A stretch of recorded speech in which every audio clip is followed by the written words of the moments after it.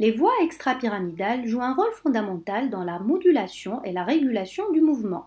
Mais avant d'aborder cet aspect, faisons déjà un petit rappel de l'organisation motrice. Nous savons déjà à travers des vidéos précédentes que le mouvement résulte de la contraction des muscles striés suite à un ordre moteur véhiculé par les motoneurones N2 issus de la moelle épinière. Comme déjà expliqué dans la vidéo sur la commande motrice, l'ordre moteur se constitue au niveau du cortex moteur primaire, suite à un enchaînement d'étapes aboutissant au déclenchement de l'ordre moteur qui sera par la suite véhiculé par les motoneurones N1 constituant la voie pyramidale.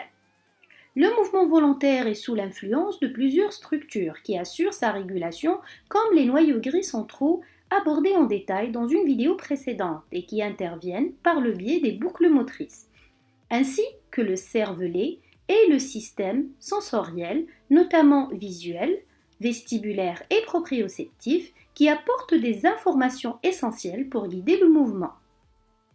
Ces derniers, ainsi que d'autres structures cérébrales, vont assurer une régulation aussi distale du mouvement à travers les voies extrapyramidales. Ainsi, le motoneurone périphérique N2 est sous l'influence de deux voies distinctes.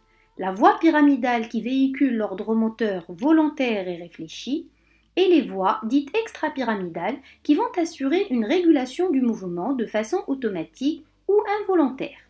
C'est clair ? Ouais, pas tout à fait. Bon, on va essayer de simplifier un peu plus, mais avant d'aller plus loin, il est important de clarifier la confusion terminologique engendrée par le terme extrapyramidal, qui est retrouvé dans les ouvrages dans trois contextes différents. Il y a déjà le terme système extrapyramidal, qui est aujourd'hui de plus en plus abandonné au profit du terme système des noyaux gris centraux, qui est beaucoup plus précis. Cependant, si ce terme est en cours d'abandon en physiologie, il garde encore sa place en pathologie avec le fameux syndrome extrapyramidal qui regroupe le syndrome parkinsonien et d'autres anomalies du mouvement résultant d'un dysfonctionnement des noyaux gris centraux. À part ces deux termes, on retrouve aussi les voies extrapyramidales qui cheminent dans la moelle épinière en parallèle avec la voie pyramidale et assurent la régulation distale du mouvement. Ce qui reste important à souligner, c'est qu'il n'existe aucun lien direct entre les noyaux gris centraux, autrement dit le système extrapyramidal, et les voies extrapyramidales. Et donc, on parle de deux choses distinctes, mais qui interviennent chacune à son niveau dans la régulation automatique du mouvement. Ces voies extrapyramidales représentent le sujet de la présente vidéo. Il s'agit de 4 faisceaux neuronaux qui prennent naissance au niveau des noyaux du tronc cérébral et qui cheminent le long de la moelle épinière jusqu'à l'étage métamérique correspondant où ils vont moduler l'action des motoneurones N2 destinés aux muscles striés à travers des interneurones médulaires qui peuvent être excitateurs ou inhibiteurs. Les voies extrapyramidales assurent ainsi la régulation automatique de la motricité qui se fait de façon involontaire. Maintenant, nous allons les aborder un par un.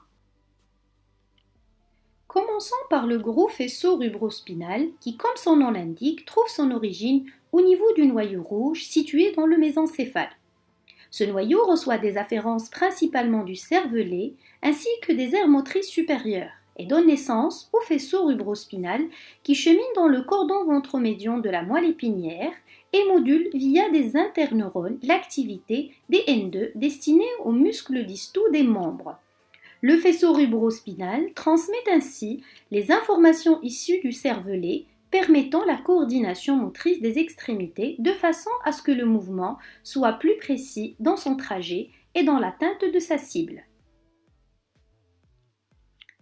Ensuite, il y a le faisceau réticulospinal qui prend son origine au niveau de la substance réticulée située à cheval sur les deux étages pontiques et bulbaires du tronc cérébral. Cette substance reçoit des afférences de différentes structures encéphaliques et notamment du cervelet et du cortex moteur associatif.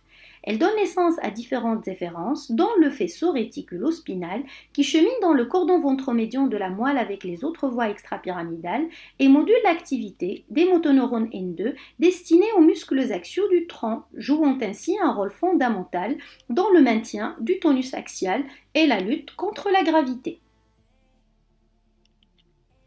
Le faisceau faisceau vestibulo-spinal, quant à lui, émerge depuis le noyau vestibulaire situé dans le bulbe rachidien qui reçoit des afférences provenant du vestibule dans l'oreille interne ainsi que d'autres structures cérébrales. Le faisceau vestibulaire régule via des interneurones l'activité des motoneurones N2 destinés essentiellement à la musculature du cou. Il intervient dans l'adaptation de la position de la tête au mouvement du tronc et du reste du corps afin de toujours garder sa tête bien stable sur ses épaules. C'est ce qu'on appelle la compensation posturale de la tête. Enfin, le faisceau colliculo-spinal, encore appelé tectospinal, prend naissance au niveau d'une structure mésencéphalique appelée colliculus supérieur.